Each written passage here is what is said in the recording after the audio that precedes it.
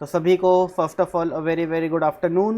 And आज हम ये चैप्टर कंप्लीट कर देंगे भाई, रेशियो प्रपोर्शन, एंड कोशिश करेंगे कि कुछ नया शुरू करें आज की क्लास में। और अगर आज नहीं कर पाते तो कोई दिक्कत नहीं है भाई, अगली क्लास में कर देंगे। 5 क्वेश्चंस आपको होमवर्क में दिए थे मैंने, ठीक है ना। तो एक बार इन क्वेश्चंस को डिस्कस कर लेते हैं। तो ये क्वेश्चन नंबर 72 है, इसको थोड़ी देर में डिस्कस करते हैं, बाकी बच्चे आ जाए उसके बाद करेंगे। मीनवाइल जो और क्वेश्चंस है उनको कर लेते हैं डिस्कस। तो देखिए सबसे पहले है हमारे सामने, सबसे पहले डिस्कस करते हैं क्वेश्चन नंबर 76, ठीक है।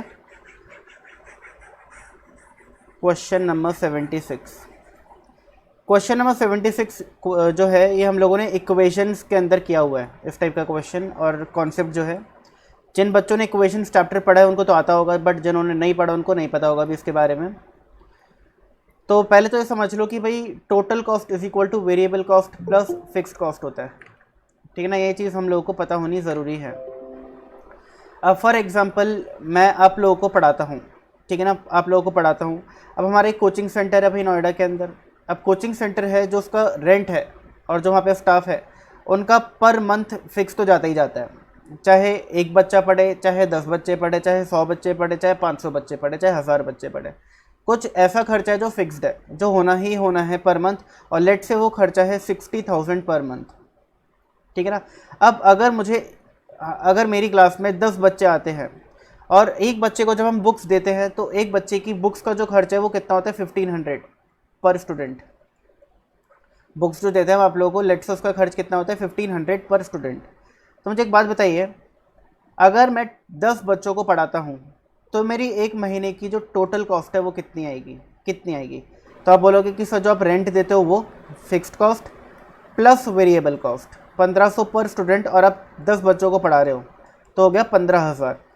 तो 65,000 रुपीज़ हमारी क्या हो गई, टोटल कॉस्ट हो गई।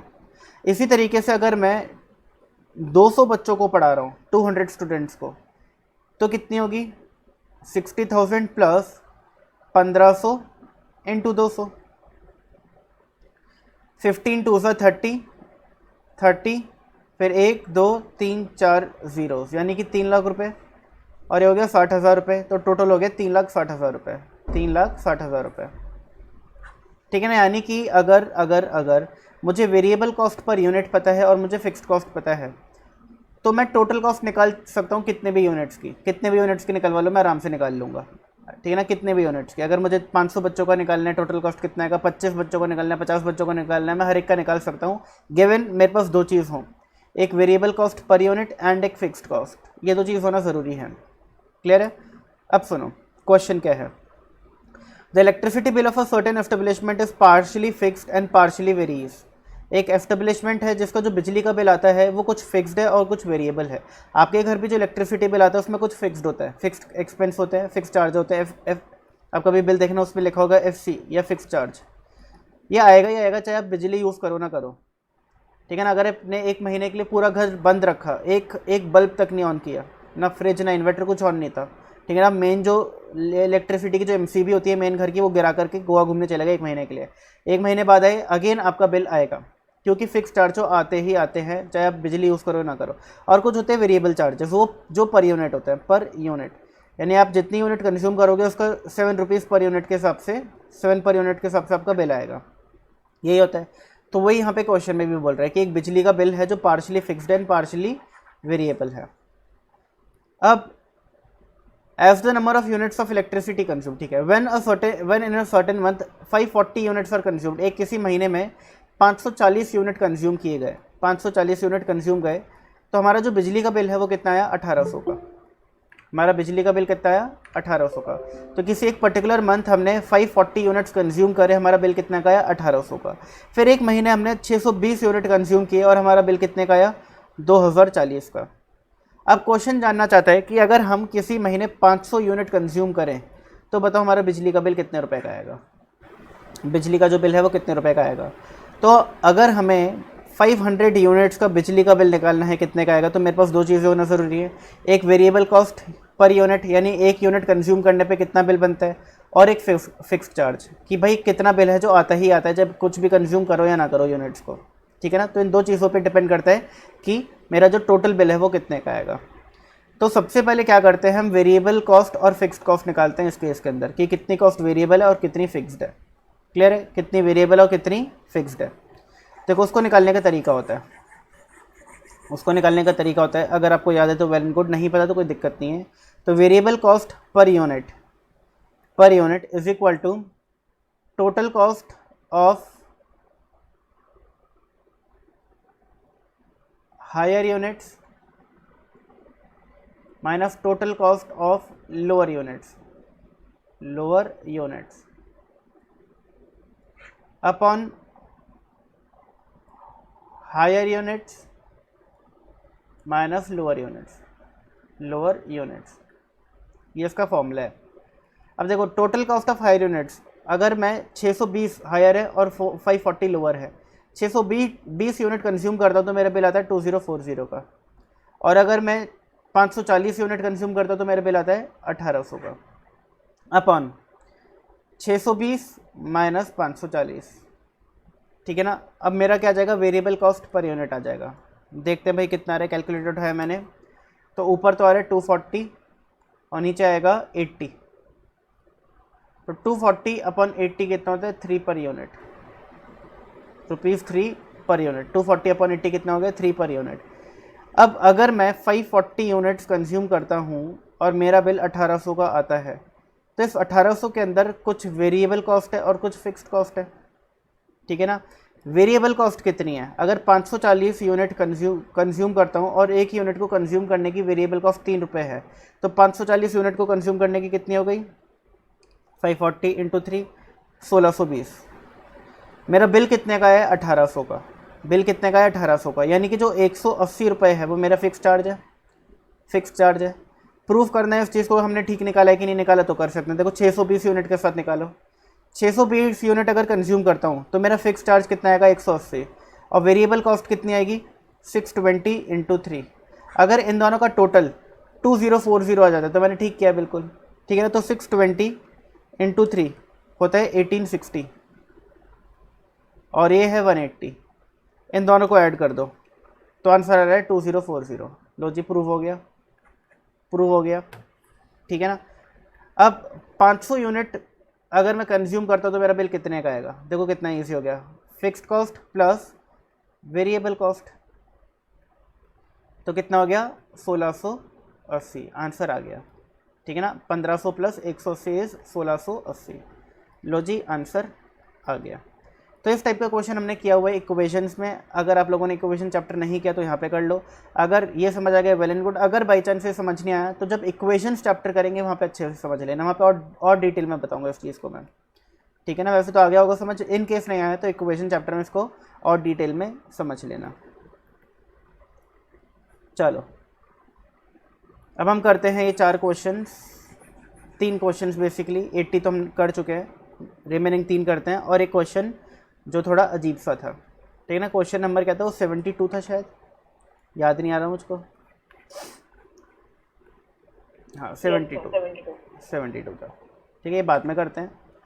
चलिए पहले क्वेश्चन नंबर 77, देखो कितना इजी क्वेश्चन है। अ dealer mix T costing ₹6.92 per unit with a T costing 7.77 पर केजी, सॉरी ये भी पर केजी लिखा है। तो एक डीलर है जिसके पास 2 टाइप की चाय पत्ती है, एक चाय पत्ती ए है, एक चाय पत्ती बी है। चाय पत्ती ए जो है वो 6.92 पर केजी आती है, चाय पत्ती बी जो है वो 7.77 पर केजी आती है। इन दोनों को ये मिक्स कर रहा है, और एक चाय पत्ती सी बना रहा है। इस चाय पत्ती सी को ये बेचता कितने का है, सेलिंग प्राइस कितना है, ये बेचता है, and sells the mixture at 8.80 rupees का ये बेच देता है पर केजी, जिसमें प्रॉफिट भी अर्न करता है। कितना प्रॉफिट अर्न करता है, सेल्स द मिक्सचर एट 8.8 पर KG and earns a profit of 17.5% on sale price. तो 8.8 का 17.5% होता कितना है, ये होता है 1.54, यानी कि जो चाय पत्ती सी है इसकी कॉस्ट कितनी पड़ती है इसको, 8.8 माइनस 1.54 यानी कि 7.26 पर केजी। यानी चाय पत्ती ए और चाय पत्ती बी इस तरीके से मिलाई जाती है कि जो चाय पत्ती सी बन रही है इसकी कॉस्ट कितनी आ रही है, 7.26 पर केजी आ रही है। तो ये क्वेश्चन जानना चाहते हैं कि बताओ चाय पत्ती ए और चाय पत्ती बी को किस प्रपोर्शन में मिलाता होगा चाय पत्ती सी बनाने के लिए, वही पूछ रहे हैं। In what proportion does he mix them, तो चाय पत्ती ए और चाय पत्ती बी को किस प्रपोर्शन में मिक्स करता है। अब हमें क्या पता है कि कुछ इस प्रपोर्शन में मिक्स करता है कि भाई इसकी जो कॉस्ट बनती है वो कितनी बनती है, 7.26 पर केजी बनती है, ठीक है ना। अब हम एक बार ट्राई करते हैं कि अगर हम दोनों को इक्वल प्रपोर्शन में मिलाए 1:1 के प्रपोर्शन में, तो 1 किलो चाय ए प्लस 1 किलो चाय बी, टोटल खर्चा कितने का हो जाएगा, इतने का, ठीक है ना। टोटल खर्चा कितने का हो जाएगा, देखते हैं भाई, 6.92 प्लस 7.77, टोटल खर्चा हो गया 14 रुपीज़ 69 पैसे का। 14 रुपीज़ 69 पैसे का खर्च करने के बाद मेरे पास, इतना पैसा खर्च करने के बाद मेरे पास कितनी चाय पत्ती है, कितनी चाय पत्ती है, 2 किलो, 1 किलो ये और 1 किलो ये, 2 किलो। तो एवरेज कॉस्ट अगर निकाली जाए, एवरेज कॉस्ट या फिर कॉस्ट ऑफ चाय पत्ती सी, एवरेज कॉस्ट ना लिख के cost of T C, cost of T C कितनी आ गई, ये एक न्यू चाय पत्ती बन चुकी है, ठीक है ना, जो कि टी सी है, और इसकी कॉस्ट कितनी आ रही है, 14.96 डिवाइडेड बाई 2, ठीक है ना। ये 2 किलो चाय पत्ती का प्राइस है, तो 1 किलो का कितना हो गया, अपॉन 2, ठीक है ना। क्या ये वाली कॉस्ट और ये वाली कॉस्ट सेम है, आंसर इज नो। यानी कि इन दोनों टीज को ये 1:1 के रेशियो में तो मिक्स नहीं करता, और वो ऑप्शन भी नहीं दिख रहा हम लोगों को, दिख रहा है कि ऐसा कोई ऑप्शन भी नहीं है। अब सुनो, अगर मैं दोनों को इक्वल प्रपोर्शन में मिक्स करता हूँ तो जो मेरी जो एवरेज कॉस्ट है, वो जो मेरी डिज़ायर्ड एवरेज कॉस्ट है, जो मुझे चाहिए, उससे ज़्यादा है, इससे ज़्यादा है। यानी ऑब्वियसली बात है कि सस्ती वाली चाय पत्ती का ज़्यादा यूज़ किया जाता है इस मिक्सचर के अंदर, इतना तो क्लियर हो चुका है। क्योंकि दोनों इक्वल मिलाओ तो ये जो एवरेज कॉस्ट है ज़्यादा आती है, और जो डिज़ायर्ड कॉस्ट है जो आनी चाहिए वो 7.26 है, और यार ये 7.345 ज़्यादा आ रही है। इसका सिंपल सा क्या मतलब है कि जो सस्ती वाली चाय पत्ती है ये ज़्यादा मिलाई जाती है और महंगी वाली थोड़ी कम। और अगर ऐसा है तो ऑप्शन ए तो बिल्कुल नहीं हो सकता मेरा आंसर, बिल्कुल नहीं हो सकता, क्योंकि इसका क्या कहना है कि अगर 1 किलो चाय पत्ती ए है तो 2 किलो चाय पत्ती बी है, जो इस एवरेज कॉस्ट को और ज़्यादा इंक्रीज़ कर देगा, फिर हमें तो डिक्रीज़ करना है। तो इसका आंसर 4:1, 3:2 या 5:3 हो सकता है, कोई भी हो सकता है, ठीक है ना। अब हम क्या करते हैं, एक बार हम क्या करते हैं, 2:1 के रेशियो में इनको मिलाते हैं। 2:1, देखो ऐसे तो ऑप्शन नहीं है, बट मिला के देख लो क्या जा रहा है, ठीक है ना। 2:1 के रेशियो में इन दोनों चाय पत्तियों को मिलाते हैं। तो अगर मैं 2 किलो चाय पत्ती ए मिलाता हूँ तो इतने की पड़ेगी, और 1 किलो चाय पत्ती बी मिलाता हूँ तो वो इतने की पड़ेगी। टोटल चाय पत्ती कितनी हो गई मेरे पास, 3 किलो, 3 किलो। तो एवरेज कॉस्ट निकालने के लिए अपन 3 कर देते हैं।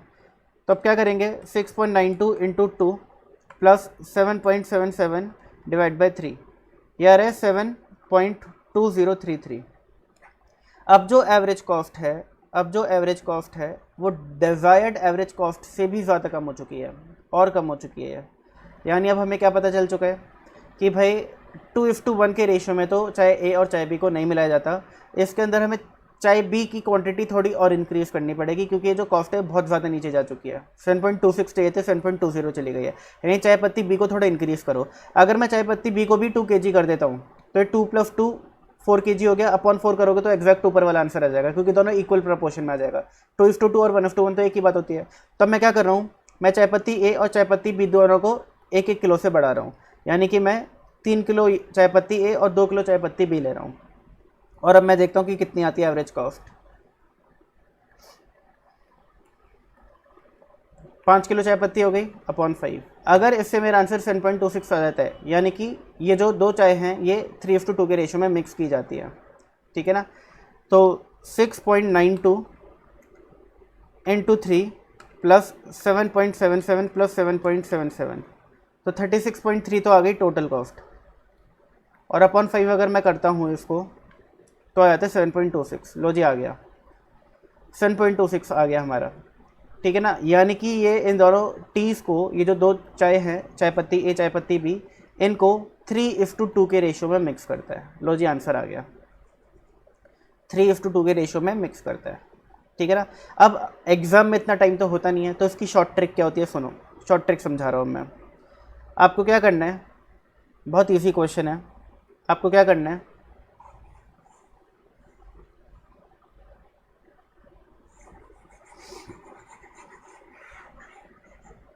7.26 है ना ये, ठीक है। आपको टी ए की कॉस्ट दी हुई है क्वेश्चन में, टी बी की कॉस्ट दी हुई है, और आपने टी सी की जो कॉस्ट है वो निकाल ली। कैसे निकाली? सेलिंग प्राइस माइनस प्रॉफिट, और वो 7.26 आई, ठीक है ना। सेलिंग प्राइस 8.8 माइनस 17.5% ऑफ 8.8, तो 7.26 आया। इन दोनों का जो डिफरेंस है वो यहाँ पे लिखो, इन दोनों का जो डिफरेंस है वो यहाँ पे लिखो, और दिस इज टू दिस, ये रेशियो आपका आंसर आ जाएगा, ठीक है ना। ये मैंने आपको time value of money chapter में एक ट्रिक बताई थी। तो ये जो आ रहा है 0.34 और 7.77 माइनस 7.26, ये आ रहा है 0.51। तो 0.51 इस टू 0.34 आपका आंसर है। बट हमें रेशियो को हमेशा हमेशा सिंपलेस्ट फॉर्म और लोएस्ट टर्म्स में एक्सप्रेस करना होता है। तो अगर मैं दोनों का पॉइंट और पॉइंट, देखो पॉइंट के बाद डेसिमल पॉइंट के बाद 2 डिजिट्स, डेसिमल पॉइंट के बाद 2 डिजिट्स, तो पॉइंट और पॉइंट कैंसिल हो गए, तो ये 51:34 आ गया। 17 3 17 2, लो जी 3:2 आंसर आ गया, ठीक है ना। तो ये शॉर्ट ट्रिक है, और ये ट्रिक मैंने आप लोगों को बताई है in time value of money chapter, अगर आपको याद हो तो जल्दी से बताओ यहाँ तक की बातें क्लियर है क्या? जल्दी जल्दी बता दो भाई।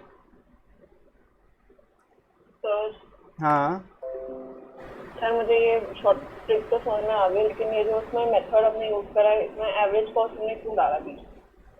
इसका रीजन समझ नहीं आया। रीज़न, अच्छा एक बात बताओ तन्वी, अगर आपको मैं एक टी ए दे दूँ, एक टी बी दे दूँ, और उनका बता दूँ प्राइस 6.92 है और 7.77 पर केजी है, और मैं बोलूँ से एक नई टी बनाओ, एक नई टी बनाओ, इन दोनों को मिक्स करके, इक्वल मिक्स मत करो, जिस भी प्रपोर्शन में मिक्स करना है करो, ठीक है ना। अब आपने क्या सोचा, यार इतने क्या हेडेक लूँ, मैं दोनों चाय पत्तियों को पूरा मिला देती हूँ, 1 kg मिला देती हूँ, ठीक है ना। तो आपने चाय पत्ती ए चाय पत्ती बी को पूरा मिला दिया, एक कंटेनर में डाल के उसको अच्छे से हिला दिया, और आपके पास एक नई चाय पत्ती आ गई, चाय पत्ती सी, ठीक है ना, जो टी ए से थोड़ी बेटर है बट टी बी से थोड़ी कम बेटर है। टी ए से बेटर क्यों है? क्योंकि भाई टी ए तो बहुत सस्ती है और टी भी थोड़ी महंगी है, तो इन दोनों की बीच की है वो चाय पत्ती। अब मैं बोल रहा हूँ कि बताओ, अगर आप इसको बेचते हो तो आपको कॉस्ट कितनी पड़ेगी इसकी पर केजी, तो कैसे निकालोगे? पर केजी कॉस्ट कैसे निकालोगे उस चाय की?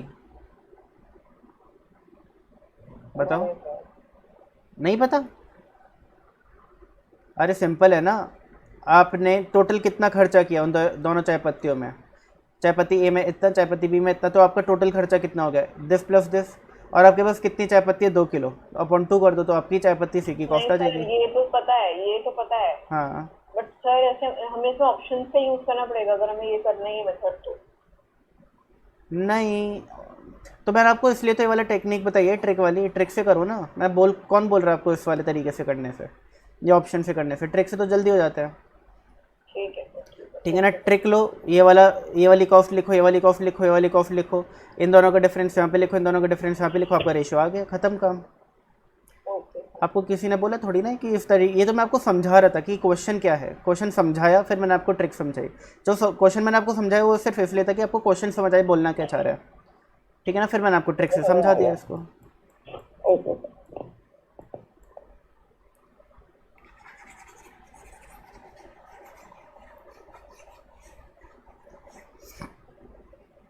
चलो अगला क्वेश्चन देखो भाई। 60 kg of alloy A is mixed with 100 kg of alloy B. 60 kg of alloy A is mixed with 100 kg of alloy B. If alloy A has lead and tin in the ratio 3:2, ठीक है ना। 60 kg of alloy A is mixed with 100 kg of alloy B, ठीक है ना। alloy A और alloy B दोनों alloys हैं। आपको पता होगा alloys कैसे मिलते हैं, 2 या 2 से ज़्यादा एलिमेंट को मिक्स करने से, ठीक है ना। तो alloy A के 2 कॉम्पोजिशंस हैं।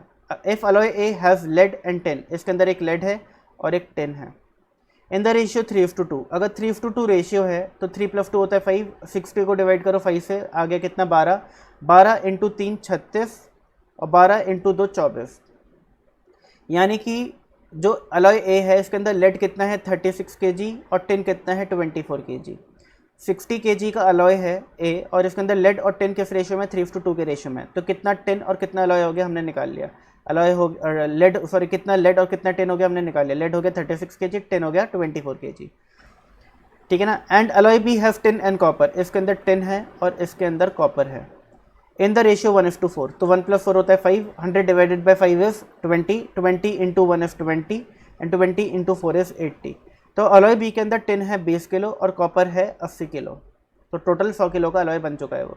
और फिर 36 + 24 60 kg का अलॉय ए है और 20 + 50 100 kg का अलॉय बी है। 60 kg of alloy A is mixed with 100 kg of alloy B. अब देखो एक अलॉय सी बनाया, अलॉय सी बनाया, इस अलॉय के अंदर अलॉय ए है और अलॉय बी है, यानी अलॉय को बनाया गया है यूजिंग टू अलॉयज। अब अलॉय सी के अंदर देखा जाए, तो क्या क्या है, उसके अंदर लेड है, उसके अंदर टिन है, ठीक है ना, और उसके अंदर कॉपर है। लेड है, टिन है और कॉपर है, इतनी चीज़ें अलॉय सी के अंदर है। ये सारी की सारी चीज़ें अब किस में है, अलॉय सी के अंदर है। एक मिनट,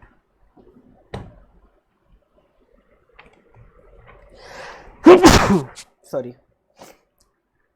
ठीक है ना। तो देखो क्वेश्चन पढ़ो, 60 kg of alloy A is mixed with 100 kg of alloy B, यानी इन दोनों अलॉय को भी मिक्स कर दिया गया है। अलॉय ए का कॉम्पोजिशन दिया हुआ है, अलॉय बी का कॉम्पोजिशन दिया हुआ है। अब ये बोल रहे हैं कि जो नया अलॉय बना है, इन अलॉय ए और अलॉय बी को मिक्स करने से एक नया अलॉय बना है, लेट से वो सी बना है, हमने अज्यूम कर लिया वो सी बना है। तो पूछ रहे हैं कि वो जो नया अलॉय बना है, तो उस अलॉय के अंदर अमाउंट ऑफ टिन कितना होगा, तो उस अलॉय के अंदर, न्यू अलॉय के अंदर अमाउंट ऑफ टिन कितना होगा। तो देखो टिन और टिन ऐड कर दो, दोनों टिन, आपका आंसर आ जाएगा। तो टिन 24 kg है और इसमें टिन 20 kg है, तो 44 kg आपका आंसर आ जाएगा, बी ऑप्शन। समझ आ गया सबको क्वेश्चन, जल्दी से बताओ। Yes sir. बाकी यस सर। ओके, देवांश, जागृति, राहुल, शीतल, विशाल, Yes, sir. यशी, आ गया सबको, yes sir. Tanya, okay. Easy question था ये भी। आइए अगला देखते हैं, अगला क्वेश्चन देखते हैं। अच्छा एक काम करो ना, ये वाला क्वेश्चन आप लोग मुझे करके दिखाओ, मैं वेट कर रहा हूँ आप लोगों का। 79वां क्वेश्चन आपकी स्क्रीन पर है, सारे क्वेश्चन मैं ही कर दूंगा, खुद कुछ भी करो भाई। देखता हूँ होमवर्क आप लोगों ने किया है कि नहीं किया, और अगर किया है तो जल्दी बताओ क्या है वो उसका आंसर। I am waiting. ए, आपका नाम क्या है? तान्या। तान्या ने ए बोला, और बताओ भाई, और बोलो भाई, और बोलो जल्दी जल्दी।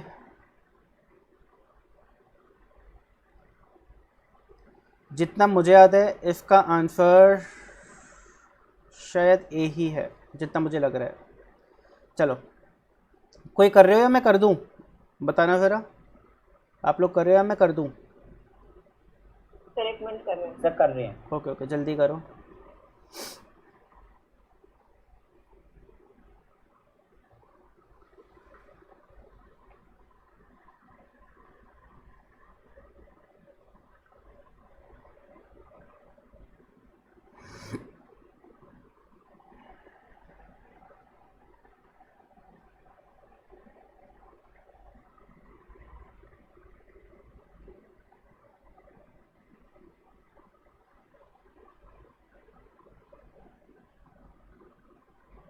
सर ए आ रहा है। यार ओके,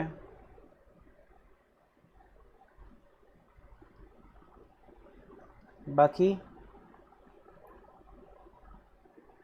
देवांश, राहुल, यशी, सर ए आ रहा है।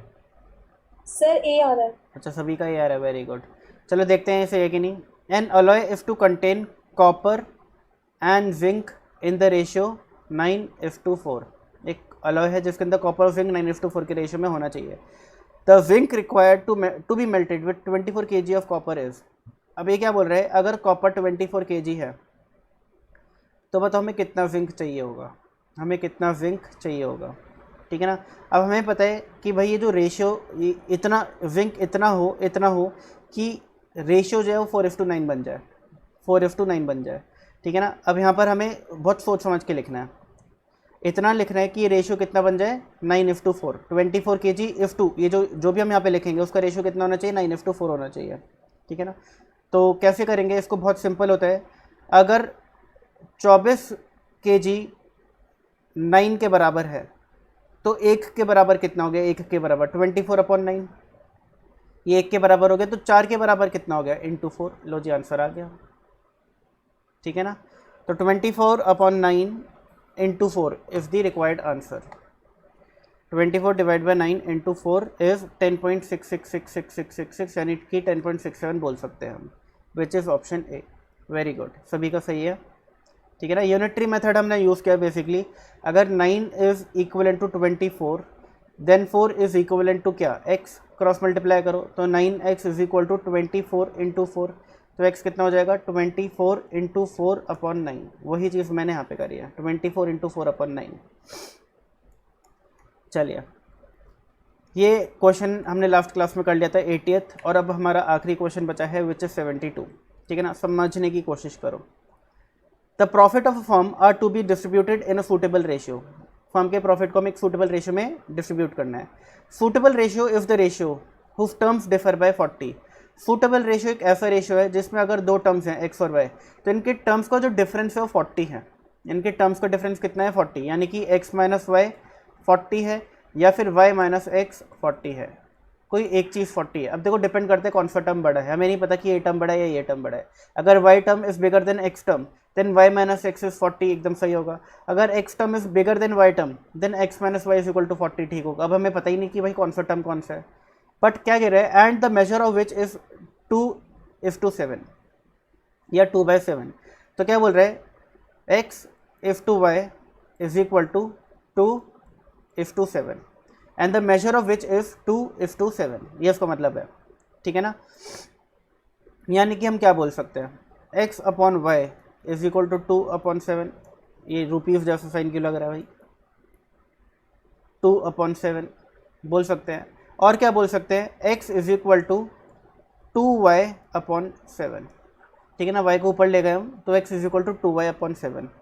मुझे ये चीज़ एनालाइज करके बताओ, इस चीज़ को एनालाइज करके बताओ कि x minus Y is equal to 40 होगा या y minus X is equal to 40 होगा, जल्दी से बताओ। y minus X equal to 40।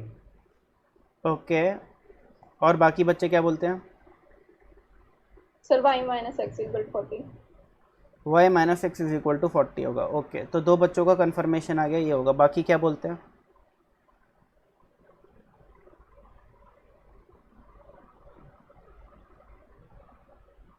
देखो y minus X is equal to 40 ही होगा, क्यों, सिंपल सी बात है, x जो है वो छोटा है, y जो है वो बड़ा है, y जो है वो बड़ा है।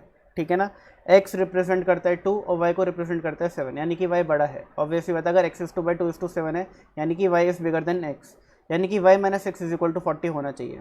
दूसरी चीज़, क्या x और y इक्वल है, आंसर इज नो।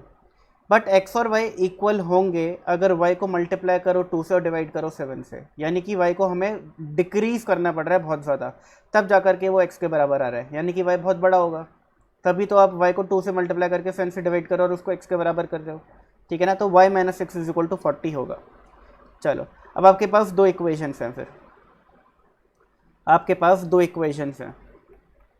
ठीक है ना, एक आपके पास इक्वेशन है x is equal to 2y/7 और आपके पास एक इक्वेशन है y minus X is equal to 40। इन दोनों का यूज़ करके आपको x इज टू y निकालना है, x इज टू y। ठीक है ना, the profit of a firm are to be distributed in a suitable ratio. Suitable ratio is the ratio whose term differ by 40 and the major of which is 2/7। तो बताओ कौन सा है।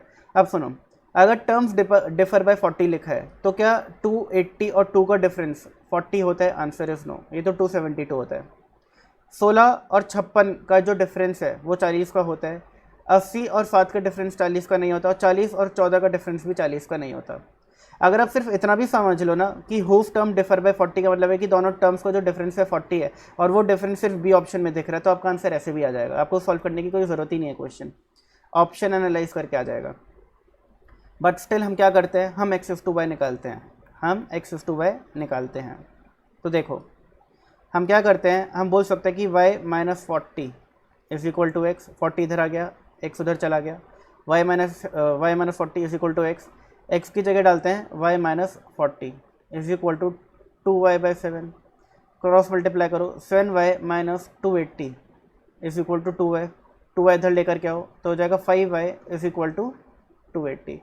तो y कितना हो जाएगा 280/5, 280/5 56 आ जाएगा, 56 आ गया।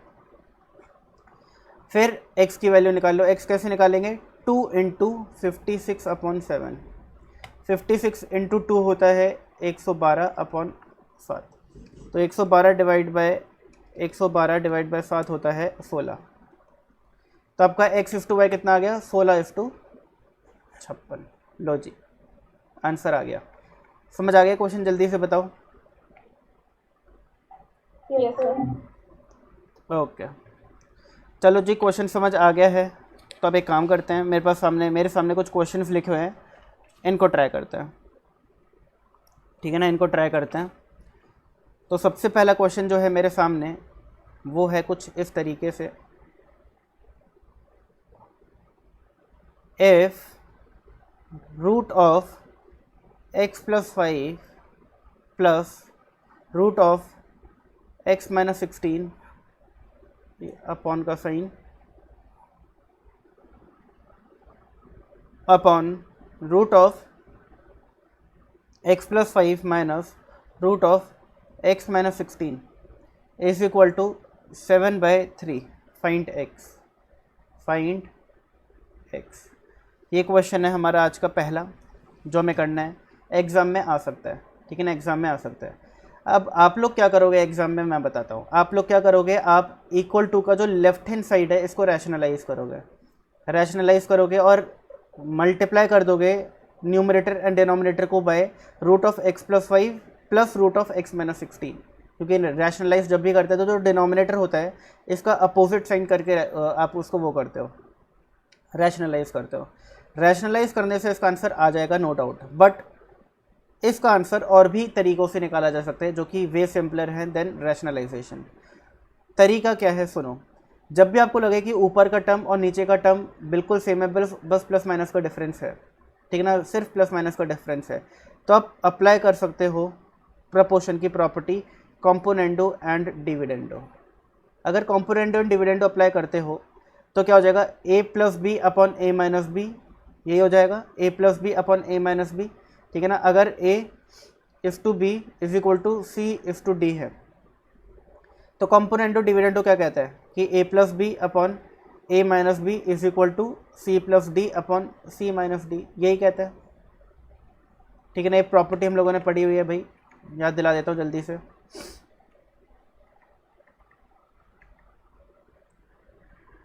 देखो ये रहा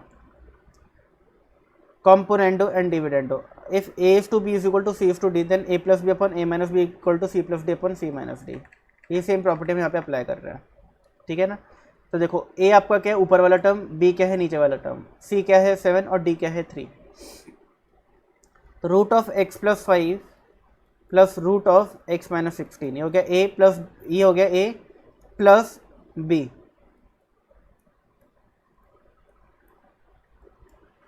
a plus B upon a minus B, a minus B. अच्छा, माइनस बी कर रहे हो तो माइनस ये हो जाएगा और ये माइनस ऑलरेडी तो ये प्लस हो जाएगा,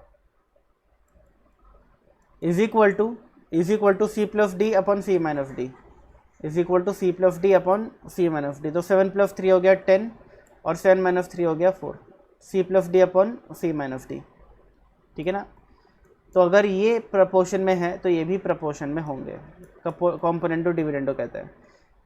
ये और ये कट गए, ये और ये कट गए, तो ऊपर बचा twice of root of x+5 और नीचे बचा twice of root of x-16, ठीक है ना, x-16। और एक किसके बराबर आ गया, ये आ गया 10/4 के बराबर। 2 से 2 कट गया, 2 से 2 कट गया, ठीक है ना। अब क्या करेंगे, अब हम कर सकते हैं स्क्वायरिंग बोथ साइड्स, ठीक है ना। तो अगर मैं इस साइड को स्क्वायर करूं और इस साइड को भी स्क्वायर करूं तो स्क्वायर से ये रूट वाले साइन कट जाएंगे, तो x+5 upon x-16 is equal to 100/16 हो जाएगा। और अब तो ये सॉल्व आप कर ही लोगे, बहुत ईजी हो गया। 16x + 80 is equal to 100x - 1600, तो 1680 is equal to 84x, 84x, ठीक है ना। 84 + 16 कितना होता है? 100 होता है, ठीक है। तो x कितना आ गया? 20। x कितना आ गया? 20। 1680 अपॉन 84 करके देख लो। 1680 डिवाइड बाई 84, 20 आ गया, ठीक है ना। तो हमारा आंसर कितना आ गया? 20। बताओ जल्दी बताओ, समझ आ गया?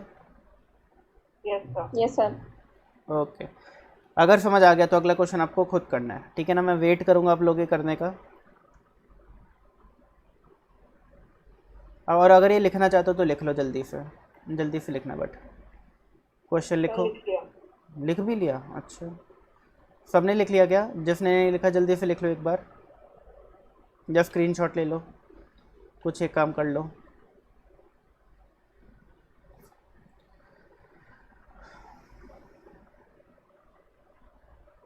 ठीक है ना। आई होप नीचे का दिखा देते हैं। लो जी लो।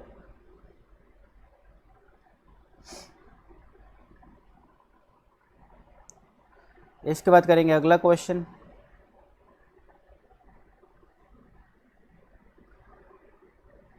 अगला क्वेश्चन देखते हैं कौन करता है, ठीक है ना। थोड़ा सा चैलेंजिंग है, बट जब तक ज़िंदगी में चैलेंजेस फेस नहीं किए तो क्या जिए। चलो मैं आगे बढ़ रहा हूँ, ठीक है ना। जल्दी से इसको नोट डाउन कर लिया होगा आप लोगों ने, स्क्रीनशॉट ले लिया होगा या फिर, ठीक है ना। आगे आगे आगे आ गया। चलिए अगला क्वेश्चन आप लोगों को ट्राई करना है। If a³ + 3a upon 3a² + 1 is equal to 91 upon 37, ठीक है ना। Find A. ये आपका क्वेश्चन है, जल्दी से ट्राई करो। चलो जी कर रहा हूँ मैं बाकी बच्चों को। देखो भाई, देखो ध्यान से देखो, क्योंकि हमने लास्ट क्वेश्चन किया था उसमें कॉम्पोनेंडो एंड डिविडेंडो अप्लाई किया, तो कहीं ना कहीं हमें आइडिया लग चुका है कि ये क्वेश्चन भी कॉम्पोनेंडो डिविडेंडो से हो सकता है, ठीक है ना। अब ये आइडिया कैसे लगता है? नॉर्मली जब भी आपको लगे कि भाई इस टाइप का क्वेश्चन है और उसके अंदर जो राइट हैंड साइड है, राइट हैंड साइड, इसमें कॉम्पोनेंडो डिविडेंडो अप्लाई करो पहले। जैसे कि 91 + 37 होता है 128, और 91 - 37 होता है 54। और अगर इसको आप थोड़ा ब्रेकअप करो, आधा आधा करो, डिवाइडेड बाय 2 करो, तो 64 अपॉन 24 भी लिखा 27 भी लिखा जा सकता है। और अब आपको लग रहा है कि कहीं ना कहीं 4/3 का होल क्यूब 64 अपॉन 27 होता है, यानी कॉम्पोनेंटो डिविडेंडो अप्लाई करने से जो राइट हैंड साइड है वो थोड़ी सिंप्लीफाई हो रही है। तो आप यहाँ इस सिचुएशन में भी कॉम्पोनेंटो डिविडेंडो अप्लाई कर सकते हो, ठीक है ना। यहाँ पे जो कॉम्पोनेंटो डिविडेंडो अप्लाई करने के बाद 91 अपॉन 37 क्या हो जाएगा? 128 अपॉन 54, जिसको आप 2 से डिवाइड करोगे तो 64 अपॉन 27। 64 अपॉन 27 4³ अपॉन 3³ लिखा जा सकता है, विच इज 4/3 होल क्यूब। तो कहीं ना कहीं चीज़ें सिंप्लीफाई हो रही है, तो हमें एक आइडिया लग गया कि कॉम्पोनेंटो डिविडेंडो अप्लाई करना यहाँ पे अच्छा रहेगा। तो अब हम करते हैं कॉम्पोनेंटो डिविडेंडो अप्लाई। तो अप्लाई कॉम्पोनेंटो एंड डिविडेंडो। तो a³ + 3a, ये हो गया आपका a, प्लस ये हो गया आपका पूरा का पूरा b, a + b upon a minus b 3a² -1, ठीक है ना। 3a² -1, कि जब आप माइनस b करोगे तो माइनस यहाँ पे भी आएगा, माइनस यहाँ पे भी आएगा। और यहाँ पे अभी हमने देखा था 4/3 का होल क्यूब हो गया था, होल क्यूब, ठीक है ना। अब देखो कहीं ना कहीं मुझे एक हिंट मिल रहा है कि अगर मेरा इस साइड लेफ्ट हैंड साइड पे भी किसी चीज़ का होल क्यूब आ जाए तो ये क्यूब और ये क्यूब कट जाएगा और मेरा क्वेश्चन और सिंप्लीफाई हो जाएगा। अब क्यूब लाने के लिए मैं क्या करूँ? क्यूब लाने के लिए क्या करूँ? तो मैंने देखा कि यार यहाँ पे 3 का भी यूज़ हो रहा है, स्क्वायर का भी यूज़ हो रहा है, क्यूब का भी यूज़ हो रहा है, तो क्या मैं a + 1 होल क्यूब की प्रॉपर्टी लिखूँ? कितनी होगी? तो कितनी होगी? देखो a³ + b³, 1 का cube is 1, plus 3ab a + b, ये होती है a³ + b³ + 3ab a + b, जिसको अगर हम ओपन करें तो ये बन जाएगा 3a × a इज़ 3a² और 3a × 1 इज़ 3a। तो a³ + 1 a³ + 1 plus 3a² plus 3a² plus 3a plus 3a, यानी न्यूमरेटर को मैं क्या लिख सकता हूँ? न्यूमरेटर को मैं लिख सकता हूँ a + 1 होल क्यूब। जैसे मुझे आइडिया लगा, मुझे एक आइडिया लगा कि हो सकता है कि क्योंकि नीचे माइनस का साइन है तो ये A minus one whole cube की प्रॉपर्टी बन जाए। देखते हैं, A cube minus B cube minus three A B A minus B, ये होती है property. A cube minus one minus three A into A is minus three A square, और minus three A into minus one is plus three A. देखो A cube plus three A आ गया, minus one minus three A square भी आ गया, तो यानी कि A minus one whole cube इसको भी लिखा जा सकता है, ठीक है ना, which is four cube upon three cube, या फिर four upon three whole cube, four upon three whole cube.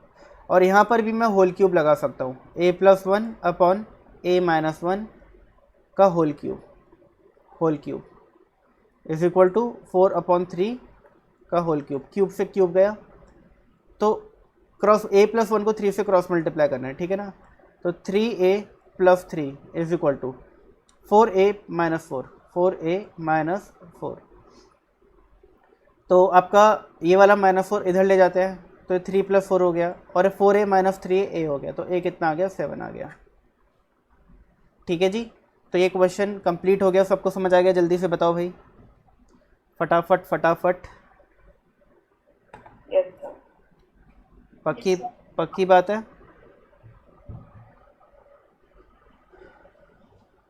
हाँ जी, पक्की बात है?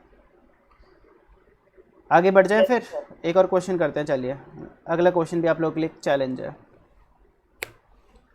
देखते हैं कौन करता है। अगला क्वेश्चन आप लोगों के लिए, गोल्ड इज सोना, गोल्ड इज 19 टाइम्स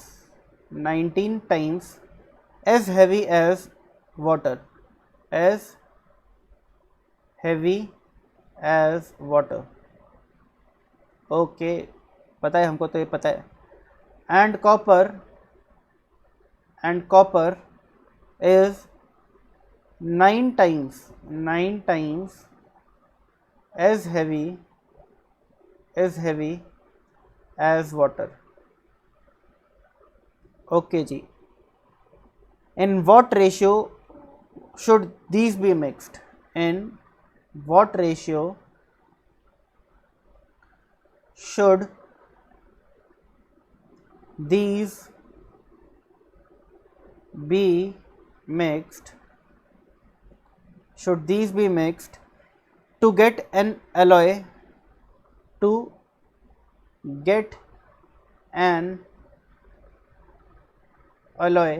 ये alloy अजीब सा लग रहा है थोड़ा, to get an alloy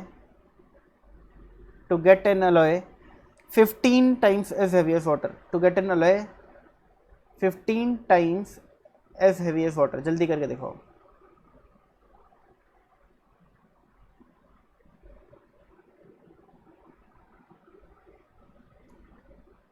ठीक है ना, जल्दी से करके 3:2। अरे क्या बात है, क्या बात है भाई, क्या बात है, बिल्कुल सही आंसर। ठीक है ना, तो देखो ये जो टी वाला केस था ना, टी वाला चाय पत्ती वाले क्वेश्चन था, ठीक है ना, वही सेम कॉन्सेप्ट यहाँ पे आप अप्लाई कर सकते हो, एग्जैक्टली सेम कॉन्सेप्ट। ठीक है ना, अब अगर आप 1 किलो सोना और 1 किलो कॉपर को मिक्स करो, 1 kg गोल्ड और 1 kg कॉपर को मिक्स करो। अरे क्या हो गया, रुक जाओ।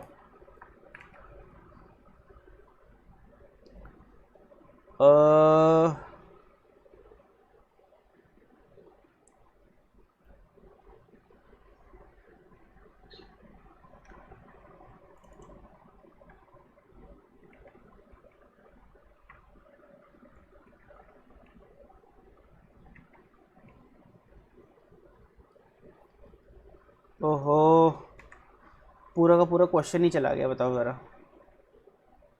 आप लोगों ने क्वेश्चन लिख लिया था क्या? Yes sir. Yes sir. Okay, फिर ठीक है।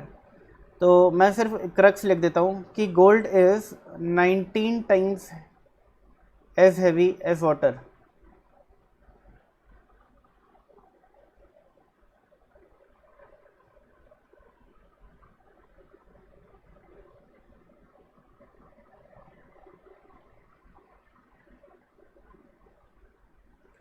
और कॉपर इज 9 टाइम्स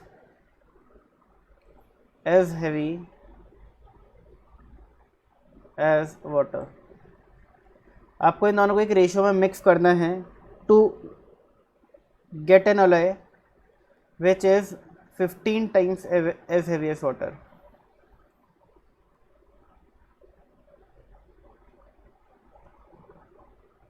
ठीक है ना, ये आपका क्वेश्चन था बेसिकली। तो मैं आपको क्या बोल रहा था कि अगर आप 1 kg गोल्ड और 1 kg कॉपर को मिक्स करते हो तो आपको एक अलॉय मिल जाएगा, एक अलॉय मिल जाएगा। और वो अलॉय जो है वो अलॉय मिल जाएगा। तो 1 kg गोल्ड जो है, ठीक है ना, और 1 kg कॉपर, तो आपके पास एक अलॉय आ गया, एक अलॉय आ गया जो कितना हैवी होगा, 19 + 9/2। 19 + 9 होता है 28/2, 14 times as heavy as water. हमें चाहिए एक ऐसा अलॉय जो 15 times as heavy as water है, यानी कि मुझे कहीं ना कहीं इस चीज़ को ठीक करना पड़ेगा। तो अगेन वही परम्यूटेशन कॉम्बिनेशन, अलग अलग सिनेरियोज बना के इसको करो। इससे अच्छा क्या है, इससे अच्छा ये है कि भाई 19 लिखो, 9 लिखो, और आपको चाहिए क्या वो लिखो। इन दोनों का जो डिफरेंस है वो यहाँ पे लिखो, इन दोनों का जो डिफरेंस है वो यहाँ पे लिखो, और ये जो आंसर है ये आपको मिल चुका है विच इज़ 3:2। 6:4 या 3:2 एक ही बात है, ठीक है ना। ये लीस्ट फॉर्म है इसका, तो आंसर आ गया, आंसर जो है वो आ गया। तो इस तरीके से क्वेश्चन हो जाता है, ठीक है ना, सुपर इजी। अगला करते हैं भाई, अगला क्वेश्चन देखो।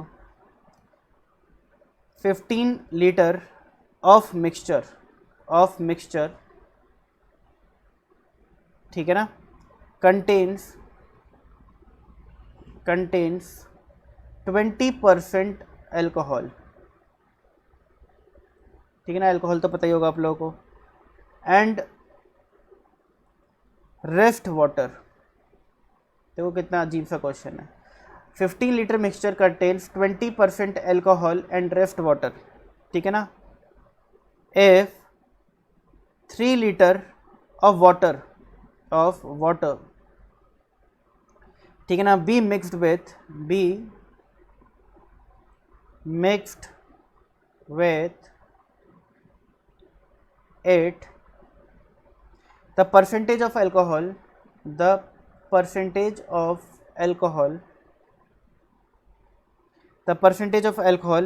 in the new mixture would be, the percentage of alcohol in the new mixture would be,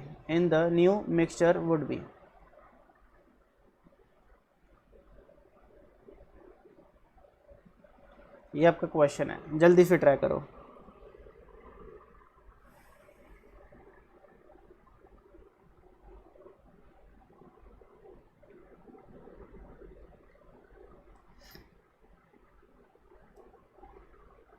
आया आंसर?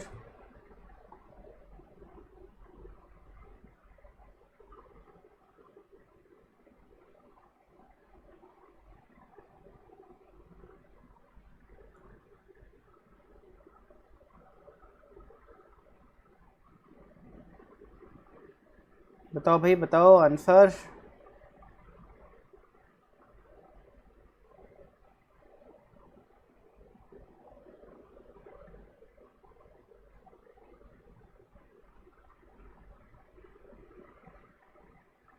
सर 16.67।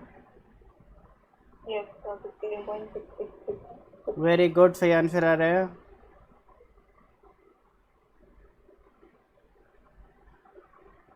वेरी गुड भाई, वेरी गुड। देखो, जिससे नहीं हुआ ध्यान से समझना, इजी क्वेश्चन है, मुश्किल नहीं है, ठीक है ना। कभी शायद बनाया हो मतलब श्योर नहीं हुआ है, हो सकता है कभी ना कभी तुम लोगों ने कभी ना कभी किसी न किसी लेवल पे ड्रिंक की, हो सकता है ना भी की हो, ठीक है। जब तुम्हारी एज का मैं था तो मैंने तो नहीं करी थी कभी, चलो, बट आजकल की जनरेशन कर लेती है। कभी ड्रिंक करी हो तो देखो क्या होता है। लेट से ये एक ग्लास है जिसके अंदर हमें एक बढ़िया सा पैक बनाना है। ये जो पैक है इसके अंदर मान के चलो, ये जो पैक है ये 15 लीटर्स का है। प्रैक्टिकली पॉसिबल नहीं है बट मान के चलो 15 लीटर्स का है। इसके अंदर क्या है, कुछ तो अल्कोहल है और रिमेनिंग वाटर है, कुछ तो अल्कोहल है और रिमेनिंग वाटर है। मिक्सचर कंटेन 20% एल्कोहल, एल्कोहल कितना है 20%, यानी कि 80% क्या है वाटर। अगर मैं इसमें 3 लीटर पानी और ऐड कर दूं तो बताओ एल्कोहल की परसेंटेज कितनी रह जाएगी। ठीक है ना। अब देखो क्या हुआ, हमने एक पैक बनाया, एक बढ़िया सा मस्त पैक बनाया जिसमें 20% एल्कोहल था, रिमेनिंग पानी डाल दिया। ठीक है ना। अब इस पैक के अंदर खुद सोचो 15 लीटर का 20% 3 लीटर एल्कोहल होगा और रिमेनिंग 12 लीटर पानी होगा। अब हमने एक छोटा सा सिप मारा, हमने बोला पे यार ये तो बहुत ही ज़्यादा स्ट्रांग बन गया है। ठीक है ना, ये तो बहुत ज़्यादा स्ट्रांग बन गया है, काम करते हैं इसमें पानी और मिलाओ भाई। ठीक है ना, इसमें थोड़ा पानी और मिलाया जाए। ठीक है ना, तो थोड़ा पानी और मिलाया गया। अब इसके अंदर जो एल्कोहल था वो तो अभी भी कितना है 3 लीटर है, बट 12 लीटर पानी में 3 लीटर पानी और मिला दिया जाए तो 15 लीटर का 15 लीटर पानी हो गया। अब इसके अंदर टोटल कंटेंट जो है पैक का हो गया 18 लीटर। अब 18 लीटर में 3 लीटर क्या है एल्कोहल, तो एल्कोहल की परसेंटेज कितनी हो गई 3/18 इंटू 100, 3 आउट ऑफ 18 इंटू 100, तो ये आपका आंसर आ जाएगा। आओ जी आओ देखें ज़रा, 3 डिवाइड बाई 18 इंटू 100 ये होता है 16.67%, 16.66% आ रहा है वैसे तो 16.66666, तो इसको हम 16.67% बोल सकते हैं। जल्दी से बताओ क्वेश्चन समझ आ गया सबको? बोलो भाई बोलो, अरे बोल दो। Yes sir. ओके अगला क्वेश्चन करते हैं फिर तो इसी बात पर। आओ जी आओ। 20 litre of manure, 20 litre of manure contains, एक मैन्योर है जिस 20 लीटर का जिसके अंदर मिल्क एंड वाटर, दो चीज़ें, contains milk and water, milk and water, contains milk and water in the ratio 5:3, in the ratio 5:3। ठीक है ना। if 4 liter of this mixture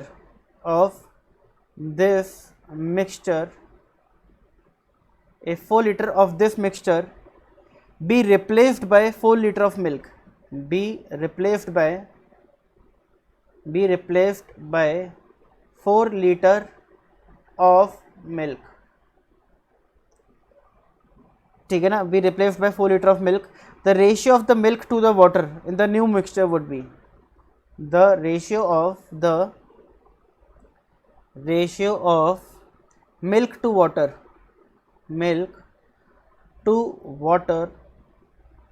in new mixture would be, in new mixture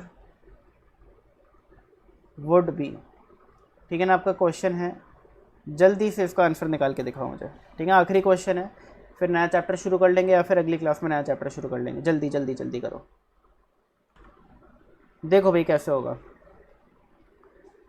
एक manure है, ठीक है ना, एक late से बॉक्स बनाया था जिसके अंदर मैन्योर है। ठीक है ना, हमने क्या किया, एक डब्बा बना दिया जिसमें मैन्योर है और ये मैन्योर हम यूज़ करते हैं किसी ना किसी पर्पस के लिए। ठीक है ना, तो 20 लीटर्स मैन्योर है इस डब्बे के अंदर, इसके अंदर कुछ मिल्क है कुछ वाटर है, किस रेशियो में 5:3। तो कितना मिल्क कितना वाटर हो गया, तो 20/8 इंटू 5 और 20/8 इंटू 3, 20/8 इंटू 5 ये हो गया 12.5, तो हो जाएगा 7.5। ठीक है ना, 5:3 के रेशियो में मिल्क एंड वाटर है इसके अंदर। अब हुआ क्या, लेट से ये जो मैन्योर है, ठीक है ना, ये जो कंटेनर है मुझसे गलती से गिर गया, मुझसे कंटेनर गलती से गिर गया और ये गलती से गिरा, मैंने देखा अरे यार ये तो गिर गया, मैंने जल्दी से इसे सीधा किया। ठीक है, गलती से गिर गया इसे मैंने जल्दी जल्दी सीधा किया। जैसे ही मैंने इसको सीधा किया तो मैंने देखा कि भाई उस कंटेनर के अंदर जो 4 लीटर मिक्सचर है वो तो जा चुका है, 4 लीटर मिक्सचर जो है वो तो जा चुका है। ठीक है ना, 4 लीटर मिक्सचर जो है वो जा चुका है। ठीक है ना, तो इसके अंदर मिल्क और वाटर था, ठीक है ना, और 4 लीटर मिक्सचर जो है वो बह गया। ठीक है ना, बह गया। अब मैंने क्या किया, मैंने इसको दोबारा से फुल करने के लिए इसके अंदर 4 लीटर मिल्क डाल दिया, 4 लीटर मिल्क डाल दिया और ये दोबारा से पूरा डब्बा भर गया, ठीक है ना, दोबारा से पूरा डब्बा भर गया। अब जो निकला जो बह गया वो क्या था, milk and water in the ratio of 5:3, और जो डाला वो क्या था, सिर्फ मिल्क। तो अब जानना चाहता है क्वेश्चन कि जो अब ये वाला जो कंटेनर है जिसको आपने दोबारा से रीफिल कर दिया, ठीक है ना, 4 लीटर, तो बताओ उसमें मिल्क और वाटर का रेशियो कितना होगा, मिल्क और वाटर का रेशियो कितना होगा, ये जानना चाहता है क्वेश्चन, ठीक है ना। तो हमने क्या किया, हमने बोला कि यार देखो अगर अगर अगर अगर 4 लीटर बह गया, अगर 4 लीटर बह गया तो इसके अंदर मिल्क और वाटर कितना कितना निकल गया, अगेन 5:3 के रेशियो में, तो 4/8 × 5, ये हो गया 2.5, तो ये कितना हो गया 1.5, 5:3 के रेशियो में बह गया। तो इसके अंदर जो मिल्क बचा है वो कितना बचा है, 10 लीटर, 12.5 - 2.5, और 7.5 - 1.5 6 लीटर कितना बचा है, क्या बचा है, वाटर बचा है, ठीक है ना। और हमने 4 लीटर मिल्क और डाल दिया, तो अब जो मिल्क है वो टोटल कितना हो चुका है, 14 लीटर, और वाटर कितना है, 6 लीटर, तो इनका रेशियो कितना हो गया, 7:3। बताओ बात समझ आ गई, बोलो भाई बोलो। सर हाँ जी, ये 14 वाला कहाँ से आया था? अच्छा ठीक है सर, हाँ +4 कर दिया। हाँ वो हमने मिल्क डाला ना इसके अंदर दोबारा से, वो ऐड कर दिया हमने, ओके आगे सर। आ गया। तो ये जो क्वेश्चन है ये रेशियो के तो है ही, प्लस ये लॉजिक बेस्ड क्वेश्चन भी है, इसके अंदर थोड़ा लॉजिक भी लगाना पड़ता है आप लोगों को, बाकी इतना मुश्किल नहीं है, ठीक है ना, थोड़ी प्रैक्टिस करोगे तो हो जाएंगे, प्रैक्टिस की ज़रूरत है, ज़्यादा कुछ नहीं, ठीक है। तो इसी के साथ आपका जो चैप्टर है रेशियोज एंड प्रोपोर्शन वो होता है कंप्लीट। ये लिख लिया आप लोगों ने, इतना कर लिया, यस सर। ओके।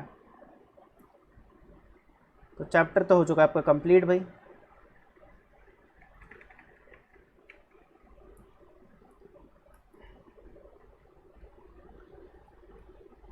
तो हमारे जो 3 चैप्टर्स है स्टार्टिंग के हो गए, डन डन डन डन, ये भी हो गया, ये भी हो गया, ये भी हो गया। इक्वेशंस हमारा हो चुका है, ठीक है ना। लीनियर इनइक्वालिटीज़ अभी नहीं हुआ ना हम लोगों का, लीनियर इनइक्वालिटीज़ नहीं हुआ, परम्यूटेशन कॉम्बिनेशन नहीं हुआ, एपीजीपी नहीं हुआ, आप लोगों ने बोला नहीं हुआ, फिर टाइम वैल्यू ऑफ मनी हो चुका है, और फिर fits relation function, differentiation and application, integration भी बचा हुआ है अभी। तो एक काम करते हैं हम लोग, लीनियर इनइक्वालिटीज़ पढ़ लेते हैं अभी। बताओ क्या कहते हो, बताओ भाई बताओ, क्या कहते हो, अरे कुछ तो बोलो। यस सर, बराबर। ठीक है, इसको कर लेते हैं। तो आते हैं भाई पेज नंबर 45।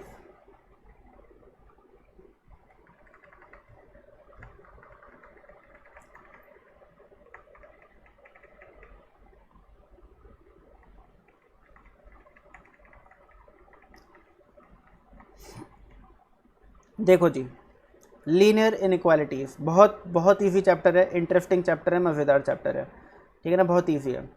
मेरी बातें सुनना पहले। हमने एक चैप्टर पढ़ा था linear equation. Linear equation, equation क्या था, mathematical statement of equality, mathematical statement of equality. मैंने आपको समझाया था, जैसे मैंने लिखा था आई लव यू, मैंने पूछा क्या है ये, तो आप लोगों ने क्या बोला कि सर ये एक स्टेटमेंट है। फिर मैंने बोला कि 143 क्या है, तो आपने बोला ये सर एक मैथमेटिकल स्टेटमेंट है, मैथमेटिकल स्टेटमेंट है। फिर मैंने बोला 140 + 3 = 143, 143 ये क्या है, आपने बोला सर वो सेम चीज़ है, ये भी आई लव यू है, बट ये मैथमेटिकल स्टेटमेंट ऑफ इक्वालिटी है, mathematical statement of equality. Equality मतलब जहाँ पे इक्वल टू का साइन आ जाए, इक्वल टू का साइन आ गया तो this is mathematical statement of equality and hence this is called equation. तो इक्वेशन क्या होता है, मैथमेटिकल स्टेटमेंट ऑफ इक्वालिटी। तो क्या ये इक्वेशन है, आंसर इज नो, क्या ये इक्वेशन है, आंसर इज नो, क्या ये इक्वेशन है, आंसर इज यस, ये एक इक्वेशन है, ठीक है ना। तो mathematical statement of equality is called equation. अब हम जो पढ़ रहे हैं वो क्या है, लीनियर इनइक्वालिटी, लीनियर इनइक्वालिटी। अगर अगर mathematical statement of equality linear equation होता है तो लीनियर इनइक्वालिटी मतलब क्या हो गया, mathematical statement of inequality, mathematical statement of inequality, ठीक है ना। मैथमेटिकल स्टेटमेंट ऑफ अनइक्वालिटी का मतलब क्या है, इसका मतलब है फॉर एग्जांपल, पहले तो बताओ लीनियर क्यों वर्ड यूज़ होता है लीनियर। अगर आपकी इक्वेशन के अंदर वेरिएबल्स है और वेरिएबल्स की हाईएस्ट पावर 1 है, मैक्सिमम पावर कितनी है 1, तो उसको हम लीनियर इक्वेशन बोलते हैं। अगर मैक्सिमम पावर 2 है तो उसको हम क्वाड्रेटिक इक्वेशन बोलते हैं। अगर मैक्सिमम पावर 3 है तो उसको हम क्यूबिक इक्वेशन बोलते हैं। याद होगा आप लोगों को। तो लीनियर कब होता है, जब मैक्सिमम पावर कितनी हो 1 हो। तो मैं एक इक्वेशन लिख रहा हूँ, ठीक है ना, इज इक्वल टू 10। ये क्या है, ये एक लीनियर इक्वेशन है क्योंकि this is mathematical statement of equality, but हमें तो लीनियर इनइक्वालिटी समझना है। तो मैं क्या करता हूँ, मैं instead of writing equal to 10 मैं ग्रेटर देन 10 लिख देता हूँ। अब ये क्या है, मैथमेटिकल स्टेटमेंट ऑफ इनइक्वालिटी। ये जो एक मैथमेटिकल स्टेटमेंट है इक्वल नहीं है, इसमें जो लेफ्ट हैंड साइड है it is greater then left hand side. 2x + y is greater than 10। इसी तरीके से अगर मैं इसको लिखता 2x + y is smaller than 10, तो ये भी क्या है, मैथमेटिकल स्टेटमेंट ऑफ इनइक्वालिटी। इसी तरीके से अगर मैं लिखता है x + 2y is greater than equal to 10, तो भी क्या है, मैथमेटिकल स्टेटमेंट ऑफ इनइक्वालिटी। अगर मैं लिखता है 2x + 2y smaller than equal to 10, तो ये भी क्या है, मैथमेटिकल स्टेटमेंट ऑफ इनइक्वालिटी। यानी there are 4 signs of inequality, there are 4 signs of inequality, greater than, smaller than, greater than equal to, smaller than equal to. अगर आपको किसी भी मैथमेटिकल स्टेटमेंट में अगर ये 4 साइन में से कोई भी एक साइन दिख जाए तो आपको समझ जाना है कि वो क्वेश्चन लीनियर इनइक्वालिटी का है। किसका है, लीनियर इनइक्वालिटी का है। अगर किसी भी मैथमेटिकल स्टेटमेंट में इन चारों में से कोई भी एक साइन दिख जाए तो आपको क्या समझ जाना है कि वो क्वेश्चन किसका है, लीनियर इनइक्वालिटी का है। बहुत ईजी है, ठीक है ना। तो हमें इन्हीं 4 साइन के बारे में समझना और कुछ भी नहीं है इस चैप्टर के अंदर, अदर देन दिस इस चैप्टर में कुछ भी नहीं है। तो जल्दी से बताओ, इतनी बात समझ आई आप लोगों को? Yes yes sir. ठीक है, तो ये तो बहुत इजी है। देखो क्या लिखा है इनइक्वालिटी के बारे में।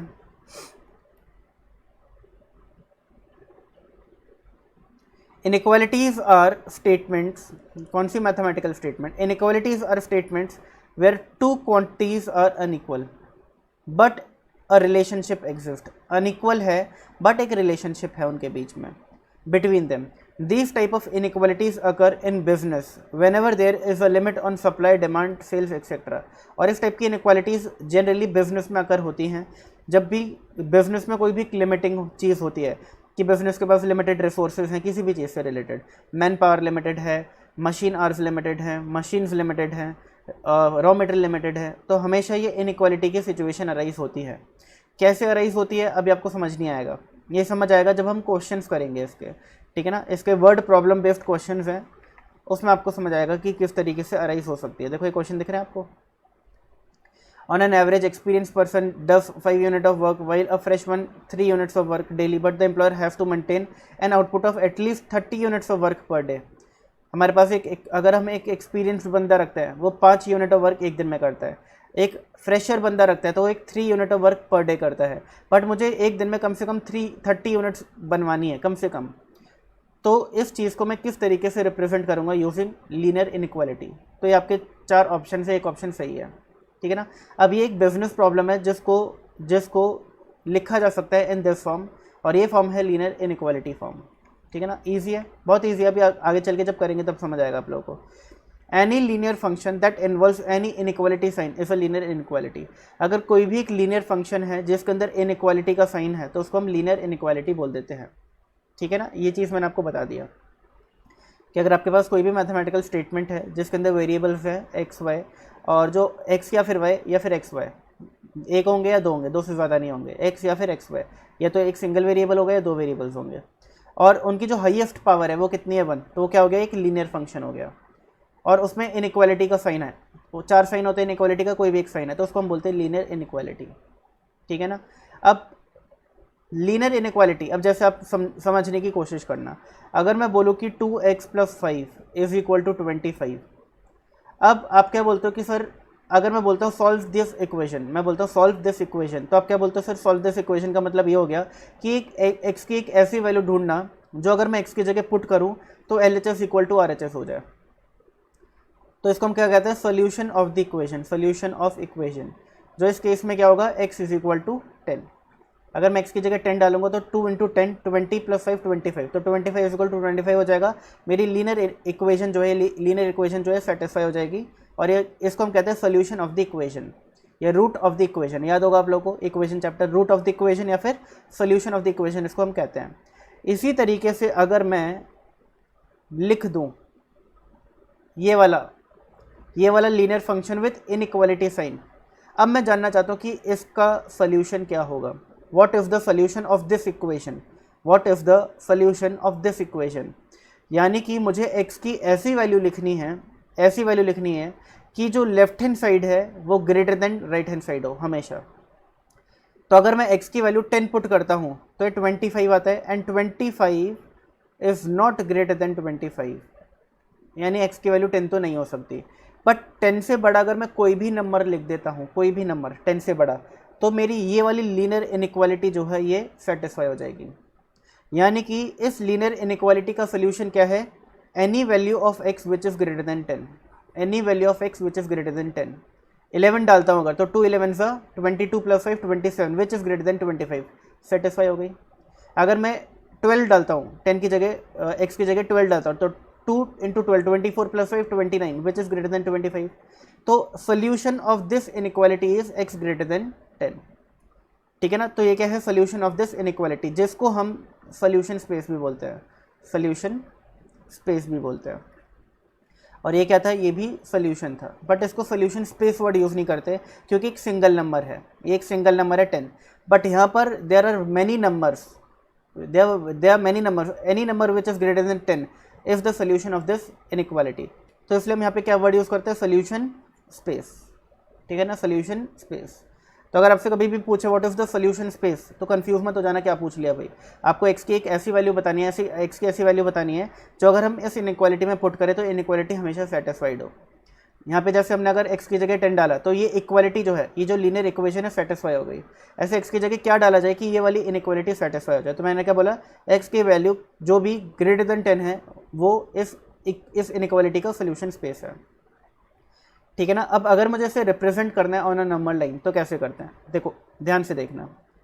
मैं रिप्रेजेंट करना चाहता हूँ x ग्रेटर देन 0 को ऑन अ नंबर लाइन, तो नंबर लाइन दिख रही है आपको ये। अब x जो है वो 0 है क्या, नहीं, x 0 से बड़ा है, 0 नहीं है। तो आपको दिख रहा होगा कि ये जो एक डीप लाइन है, डीप लाइन या फिर extreme black line, bold black line, ये 0 से शुरू नहीं हो रही, ये 0 के हल्का सा गैप है यहाँ पे, हल्का सा गैप, उसके बाद शुरू हो रही है। क्योंकि अगर इस लाइन को हम 0 से शुरू कर देते तो इसका मतलब क्या है कि x की वैल्यू 0 भी हो सकती है और 0 से बड़ी कितनी भी हो सकती है। और नीचे क्या लिखा है कि x इज़ ग्रेटर देन 0, तो ये गलत हो जाता, फिर ये गलत हो जाता है। इसलिए हमने क्या किया, एक छोटी सी जगह छोड़ी बीच के अंदर, बीच में इतनी थोड़ी सी छोटी जगह छोड़ी। ठीक है ना। तो ये क्या रिप्रेजेंट करती है, डार्कन लाइन, ये जो डीप लाइन है, it represents x greater than 0। वहीं अगर यहाँ पे लिखा होता है x smaller than equal to 0, यानी x की वैल्यू 0 भी हो सकती है और 0 से छोटी कुछ भी हो सकती है। तो देखो इसको मैं ऐसे रिप्रेजेंट करता। अब आपको दिख रहा होगा जो डीप लाइन है, बोल्ड लाइन है, वो 0 से चिपकते हुए शुरू हो रही है, यानी x की वैल्यू 0 भी हो सकती है और 0 से कम -1 -2 -3 अप टू इन्फिनिटी कुछ भी हो सकती है।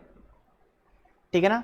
तो अगर x ग्रेटर देन 0 आपको शो करना है ऑन अ नंबर लाइन तो ऐसे करते हैं, और x smaller than equal to 0 करना है तो ऐसे करते हैं। ठीक है ना। The values of a variable that satisfies an inequality are called solution space, बता दिया मैंने। The solution space for 1 is x greater than 0 and for 2 is x smaller than equal to 0 are shaded in above diagram by using deep lines. ठीक है ना। तो ये जो solution space है इनको हमने डीप लाइन्स के थ्रू क्या कर रखा है, दिखा रखा है यहाँ पर। ख़त्म, इजी चीज़, एकदम इजी। अगर आपको एक सिंगल वेरिएबल को रिप्रेजेंट करना है यूजिंग डायग्राम तो आप किसका यूज़ करते हो, नंबर लाइन का यूज़ करते हो, जो भी हमने पिछले पेज पे किया। ठीक है ना। अगर आपको किसी भी लीनियर इनइक्वालिटी का एक सिंगल वेरिएबल को रिप्रेजेंट करना है, सोल्यूशन को रिप्रेजेंट करना है थ्रू डायग्राम, तो हम किसका यूज़ करते हैं, नंबर लाइन का यूज़ करते हैं।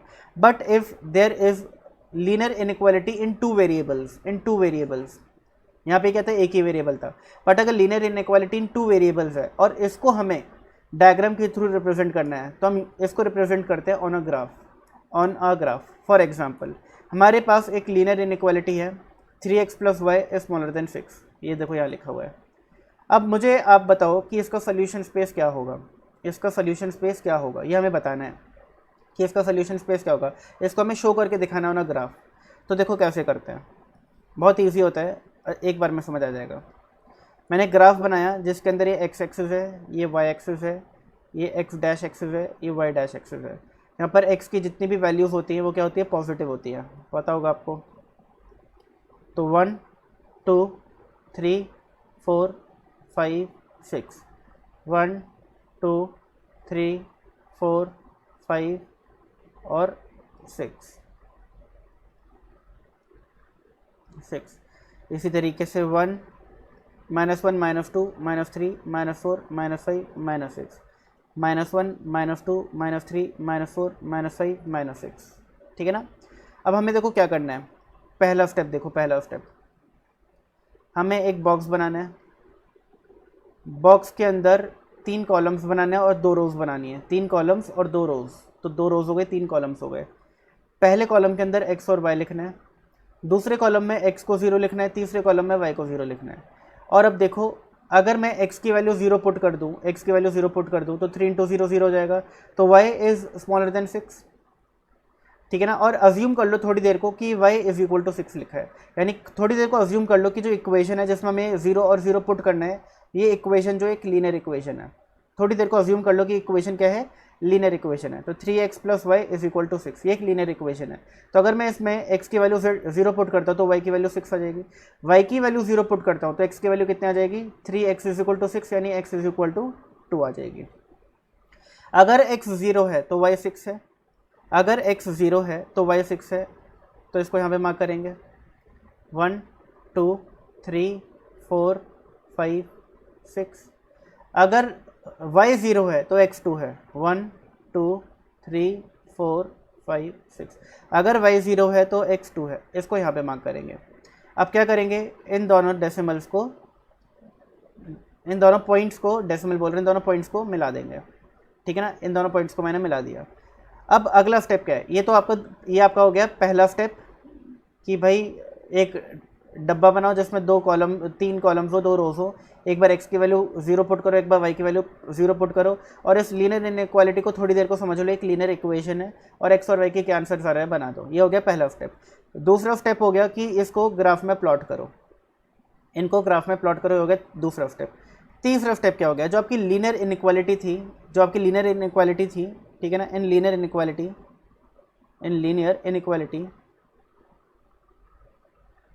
Inequality put x = 0, y = 0 and see if it is true or false। आपको लीनियर इनइक्वालिटी में x और y की वैल्यू 0 0 पुट करने और देखना है कि लीनियर इनइक्वालिटी ट्रू है या फॉल्स। तो अगर मैं x और y की वैल्यू 0 पुट करता हूँ तो 0 + 0 इज स्मॉलर देन 6, यानी कि 0 is smaller than 6 which is true. ये क्या है, ट्रू है, ये क्या है, ट्रू है। 0 is smaller than 6 is true. अगर तो ये ट्रू है, अगर तो ये ट्रू है, अगर तो ये ट्रू है तो शेड करो area towards origin, towards origin. और अगर ये फॉल्स है, अगर ये फॉल्स है तो shade away from origin, shade away from origin, shade away from origin. Origin क्या होता है, ये वाला पॉइंट जहाँ पे x और y दोनों 0 होते हैं, इसको हम बोलते हैं ओरिजिन। अब क्योंकि हमारे इस केस में ये चीज़ ट्रू हो रही है, 0 is smaller than 6 is true, तो हम क्या करेंगे, शेड करेंगे टुवर्ड्स द ओरिजिन। तो इस लाइन के नीचे का जितना भी एरिया है उसको हम शेड कर देंगे और टुवर्ड्स ओरिजिन, ओरिजिन की तरफ, ये हमारा पूरा शेड हो गया एरिया। और ये जो शेडेड एरिया है, this is solution of this linear inequality. जितना भी शेडेड एरिया है ये क्या है, solution of this linear inequality, ठीक है ना। कैसे सोल्यूशन है ये, इस शेडेड एरिया के अंदर रैंडमली कोई भी पॉइंट, इस शेडेड एरिया के अंदर रैंडमली कोई भी पॉइंट बनाओ। मैंने एक पॉइंट ये बना दिया, लेट्स से इस पॉइंट पर x और y दोनों 1 1 है, x भी देखो 1 है और y भी देखो 1 है, ठीक है ना। और अगर x और y की वैल्यू मैं 1 पुट करता हूँ इस लीनियर इनइक्वालिटी में तो वो सेटिस्फाइड होगी। देखो 3 × 1 + 1 is 4, 4 is smaller than 6, true prove हो रही है, ठीक है ना। तो आप इस शेडेड एरिया के अंदर कोई भी रैंडमली कोई भी पॉइंट बना दो, कोई भी पॉइंट बना दो, ठीक है ना। यहाँ पे देखो x 1 है और y -1 है, सॉरी y 1 है और x -1 है, दिख रहा है, क्या है, y 1 है, x -1 है, क्या है, x -1 है और y 1 है।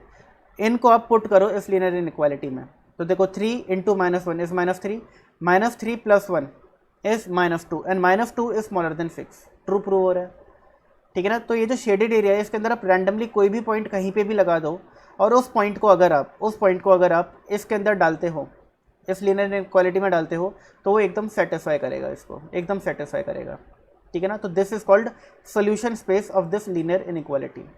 तो सोल्यूशन स्पेस कैसे निकालते हैं, एक सिंगल वेरिएबल का वो ये तरीका था, एक सिंगल वेरिएबल है तो ये तरीका है नंबर लाइन, बट अगर 2 वेरिएबल्स हैं तो उसका तरीका ये है ऑन अ ग्राफ।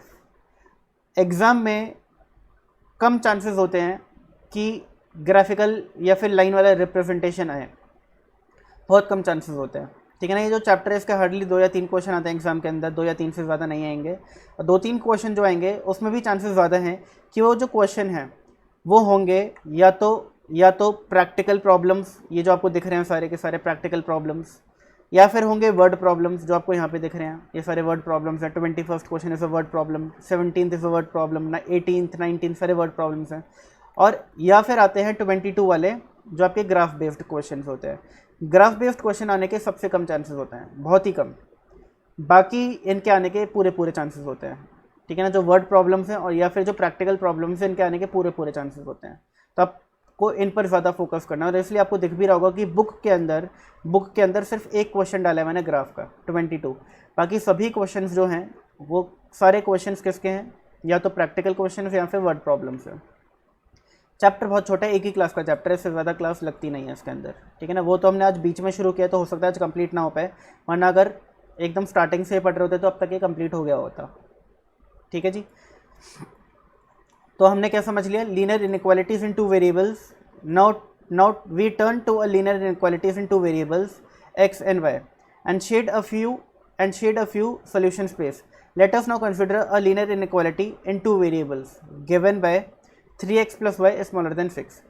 तो इसका जो आंसर है वो यहाँ नीचे गिवन है, नीचे ये रहा, दिख रहा है आपको, ये रहा, हमने भी एग्जैक्टली ये सेम ग्राफ बनाया, आपको दिख रहा होगा, ठीक है ना।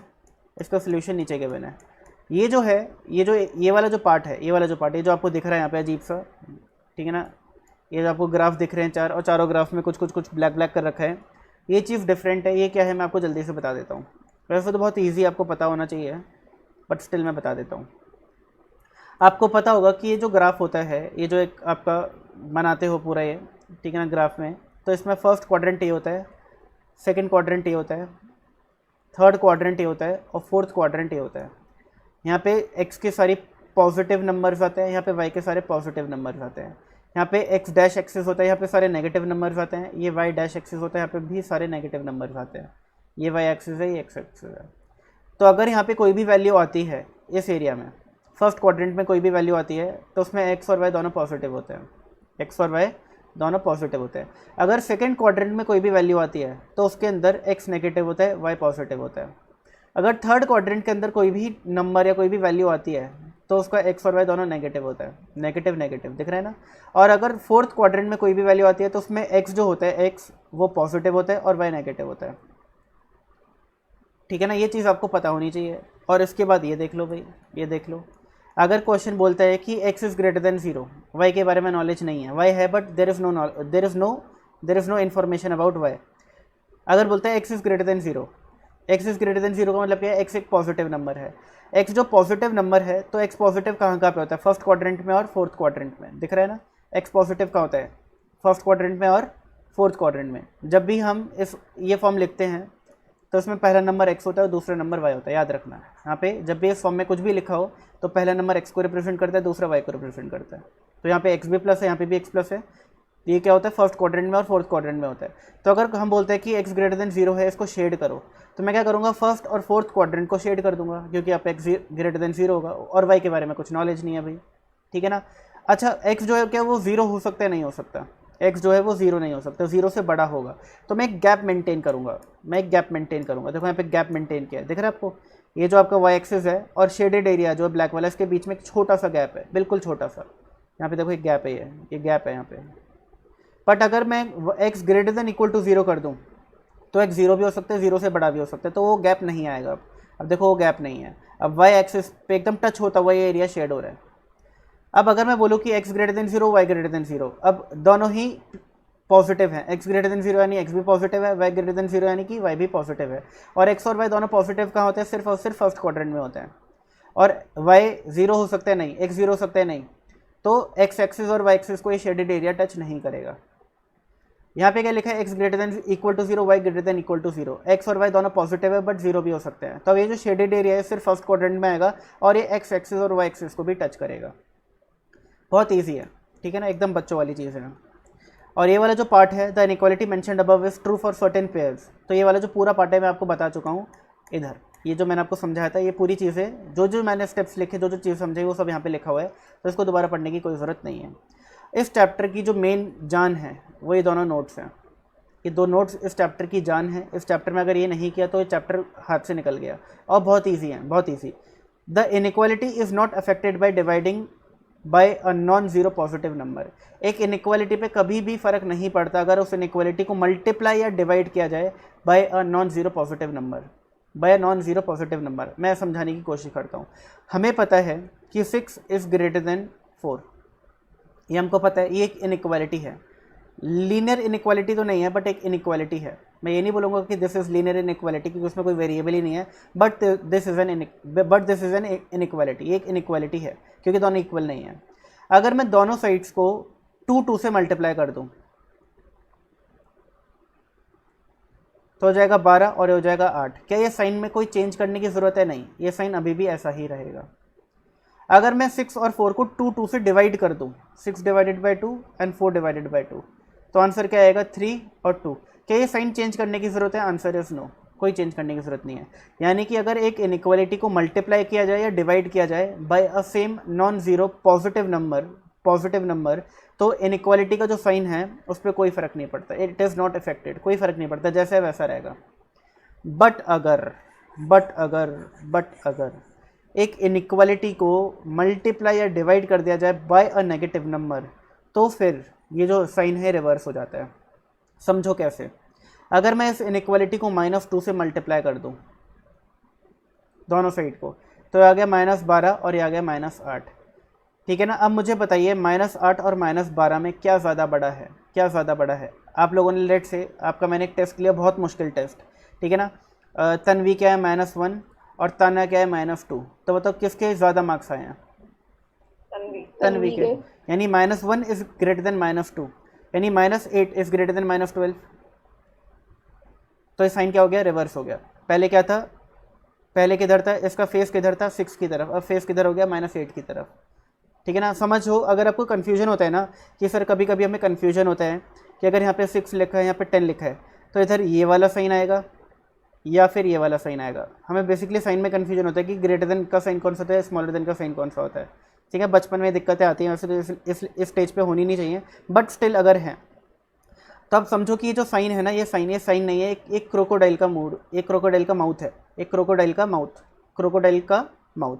अच्छा, क्रोकोडाइल के सामने एक बड़ा जानवर, एक छोटा जानवर है, वो किसको खाएगा? बड़े जानवर को। बोलेगा कि भाई एक बार में पकड़ो और पेट भरो, ठीक है ना। तो एक क्रोकोडाइल का मुंह हमेशा किसकी तरफ होता है? एक बड़े नंबर की तरफ होता है। तो ये चीज़ बिल्कुल ठीक है, बट ये चीज़ बिल्कुल गलत है, ठीक है ना। तो 6 इज स्मॉलर देन 10, तो साइन कौन सा आएगा? साइन आएगा स्मॉलर देन का। स्मॉलर देन का साइन क्यों है? या फिर साइन लगा दो, 10 बड़ा है तो 10 की तरफ ये माउथ की ओपनिंग होनी चाहिए, ये हमेशा बड़े नंबर को खाने को दौड़ता है, ठीक है ना। अब यहाँ पे आपको सिंपली पता होना चाहिए कि -8 और -12 में कौन सा बड़ा होता है। अगर आपको पता है तो आप साइन लगा सकते हो। आपको पता है -8 बड़ा होता है, तो इसका जो साइन है वो -8 की तरफ होगा। इसी तरीके से अगर मैं 6 और 4 को -2 से डिवाइड कर दूँ, तो जो मेरा आंसर है, एक आएगा -3, एक आएगा -2। अब इन दोनों में कौन सा नंबर बड़ा है? अगेन -2 बड़ा है। तो ये देखो साइन अगेन रिवर्स हो गया, ये ग्रेटर देन इक्वल टू का साइन था, अब ये स्मॉलर देन इक्वल टू का साइन हो गया। -3 इज स्मॉलर देन -2, ठीक है ना। तो इस तरीके से साइन रिवर्स हो जाता है एक इनइक्वालिटी में अगर उसकी दोनों साइड्स को मल्टीप्लाई या डिवाइड किया जाए by a same negative number. These two properties are very very very important. अगर ये समझ आ गई तो इस चैप्टर में फिर कुछ भी नहीं है, ठीक है जी। देखो चैप्टर ख़त्म हो चुका है, चैप्टर हो चुका है ख़त्म, अब हमको सिर्फ और सिर्फ क्वेश्चंस करने हैं, चैप्टर में कुछ भी नहीं रहा। देखो भाई, व्हेन एन इनइक्वेशन यानी इनइक्वालिटी इज मल्टीप्लाइड और divided by same negative number inequation dash direction changes. Change of direction, very good. अगर हम एक इनइक्वेशन को मल्टीप्लाई करें डिवाइड करें by a same negative number, तो जो इनइक्वेशन है, इनइक्वालिटी का जो साइन है बेसिकली वो क्या होता है, वो रिवर्स हो जाता है, चेंज ऑफ डायरेक्शन, चेंज कर लेता है अपनी डायरेक्शन। अगर ऐसे था तो ऐसा हो जाएगा, अगर ऐसा था तो ऐसा हो जाएगा, ठीक है ना।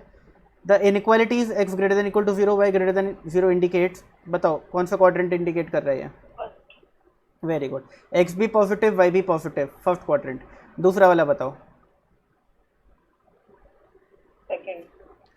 सेकेंड क्वाड्रेंट में एक्स नेगेटिव होता है वाई पॉजिटिव होता है, वाई पॉजिटिव यानी y greater than 0, x negative यानी एक्स स्मॉलर देन 0, तो इसका आ गया सेकेंड क्वाड्रेंट, ठीक है ना। देखो एक y greater than 0 x smaller than 0 यानी एक्स नेगेटिव है वाई पॉजिटिव है, x negative y positive, x negative और वाई पॉजिटिव, एक्स नेगेटिव और y positive, negative positive, second quadrant. चलो मुझे जल्दी से बताओ फोर्थ का आंसर।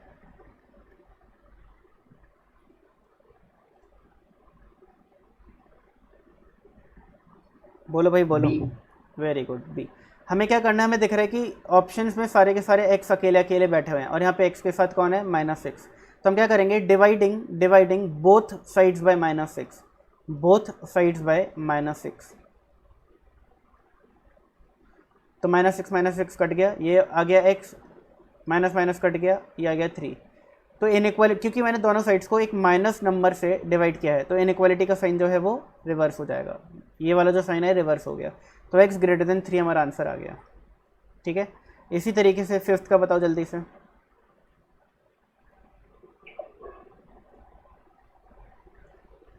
बोलो भाई बोलो। वेरी गुड, सी होगा। 4x is greater then -16। अब मुझे क्या दिख रहा है कि x लिखा हुआ है, यानी कि x को अकेला करना है। अकेला करने के लिए बोथ साइड्स को मुझे 4 से डिवाइड करना पड़ेगा, इसको भी और इसको भी, क्योंकि मैंने दोनों साइड्स को एक पॉजिटिव नंबर से डिवाइड किया है, तो क्या एक इनइक्वालिटी का साइन चेंज होगा, आंसर इज नो, ठीक है ना। तो ये 4 और 4 कट गया और 4 1 सा 4 -4 था, तो x इज ग्रेटर देन -4, तो x greater than -4, C option आ गया। देखो इक्वल टू तो है नहीं यहाँ पर, तो इक्वल जिसमें भी आपको दिख रहा है ऑप्शन तो हो ही नहीं सकते बिल्कुल, इक्वालिटी इक्वल वाला नहीं है ना, इक्वल वाला नहीं है यहाँ पर, इसलिए। अगला, अब देखो यहाँ पे 2x माइनस के साथ भी और -2 भी और 2 भी है, x अकेला क्वेश्चन में गिवन है बट नीचे ऑप्शन में -2x है और 2x है। तो हम क्या करते हैं, एक बार तो इस इनइक्वेशन को, इस इनइक्वालिटी को 2 से मल्टीप्लाई करते हैं, तो 2x इज ग्रेटर देन -6 हो जाएगा, और एक बार -2 से मल्टीप्लाई करते हैं तो -2x इज स्मॉलर देन 6 हो जाएगा, क्योंकि -2 इंटू -3 इज +6, क्योंकि दोनों साइड को माइनस नंबर से मल्टीप्लाई किया है तो इनइक्वालिटी का साइन हो गया चेंज। ये दो आंसर हमारे आने चाहिए। तो हम देखते हैं ऑप्शन क्या है, 2x greater than -6, 2x greater than -6, हाँ जी है। -2x smaller than 6, -2x less than 6, ये भी है हमारे, ये भी आंसर आ रहा है, ये भी आंसर आ रहा है, ए और बी, तो ऑप्शन आ गया सी, बोथ ए एंड बी। तो इसमें कई बार क्या करते हो आप लोग, कई बार आप क्या करते हो, आप सिर्फ 2 से मल्टीप्लाई कर देते हो दोनों साइड को और देखते हो कि 2x ग्रेटर देन -6 आ रहा है और वो बी ऑप्शन है, टिक कराते हो, दूसरी चीज़ देखते ही नहीं, बोलता रहे ऑप्शन आता हो गया, सही है भाई यही सही होगा, बट कई बार ऐसा भी हो सकता है कि दोनों ऑप्शन सही हैं, तो दोनों चीज़ करके देख लो भाई। इसमें क्या करेंगे, दोनों साइड्स को 5 से डिवाइड करेंगे, तो इनइक्वालिटी का साइन चेंज तो होगा नहीं, क्योंकि एक पॉजिटिव नंबर से डिवाइड किया है, तो x लेस देन 4 आ जाएगा, x less than 4। Equal to तो हो ही नहीं सकता, इक्वल टू हो सकता था अगर यहाँ पे भी इक्वल टू का साइन होता तो, ठीक है ना, less than equal to, but वहाँ पे नहीं है तो यहाँ पे भी नहीं हो सकता। अगेन देखो यहाँ पे -2 और 2 आ रहा है, तो पहले तो इस इनइक्वालिटी को 2 से मल्टीप्लाई करते हैं, तो 2x स्मॉलर देन -6 हो जाएगा पहला, और फिर -2 से करते हैं तो -2x इज ग्रेटर देन 6 हो जाएगा, ठीक है ना। अब देखते हैं option, 2x greater than -6, 2x greater than -6, ये तो नहीं है भाई, ये तो नहीं है, या तो -2x ग्रेटर देन 6 है, बट -2x ग्रेटर देन 6 नहीं है, -2x नहीं सॉरी -2x ग्रेटर देन 6 है, ये रहा -2x ग्रेटर देन 6, ये रहा -2x ग्रेटर देन 6 आ गया। 2x greater than -6, 2x greater than -6 नहीं है, 2x स्मॉलर देन -6 है, यानी कि ये तो गलत हो गया, यानी ऑप्शन आ गया ए ऑप्शन, ठीक है ना। हमने दो चीज़ करी, एक बार इनइक्वालिटी को 2 से मल्टीप्लाई किया, एक बार -2 से किया। जब 2 से मल्टीप्लाई किया तो साइन जो है वो स्मॉलर देन का रहा, कोई चेंज नहीं आया। बट जब -2 से किया तो ग्रेटर देन का हो गया। ये बना 2x स्मॉलर देन -6, देखा ऑप्शन में है क्या 2x ग्रेटर देन -6 है, ये तो गलत है, उल्टा लिखा हुआ है भाई, ये गलत है। फिर देखा -2x ग्रेटर देन 6 लिखा है क्या, हाँ जी, ये ऑप्शन लिखा था -2x ग्रेटर देन 6, तो ये सही ऑप्शन आ गया। आगे देखो, अब आपको क्या करना है, अब आपको 9th 10th 11th क्वेश्चन खुद करके आना है, ठीक है ना, खुद करके आने हैं। और 12th क्वेश्चन ट्राई कर लेना, अगर हो गया तो वेल एंड गुड, वरना 12th क्वेश्चन जनरली बच्चों से नहीं होता, ठीक है ना। 12th क्वेश्चन 90% नहीं कर पाते, 10% कर लेते हैं। तो देखते हैं आप लोग 90% में फॉल करते हो, 10% में फॉल करते हो 12th क्वेश्चन, ठीक है ना। फिर 13th हो जाएगा, 14th भी हो जाएगा। तो ये सारे क्वेश्चन आपको होमवर्क करके आने हैं। और अगली क्लास में इस चैप्टर के पहले क्वेश्चंस डिस्कस करेंगे। स्टार्टिंग के आधे घंटे में हो जाएंगे सारे क्वेश्चंस, मैक्स टू मैक्स आधा घंटा लगेगा, 40 मिनट लग जाएंगे। और उसके बाद फिर एक नया चैप्टर शुरू करेंगे, ठीक है जी। कोई दिक्कत, गिले शिकवे? No sir. सर चलो जी, वेरी गुड। फिर मिलते हैं नेक्स्ट क्लास में, रिवाइज कर PDF लेना। सेंड कर दें। हाँ, मैं PDF सेंड कर दूंगा। चलो बाय, टेक केयर सभी को, बाय।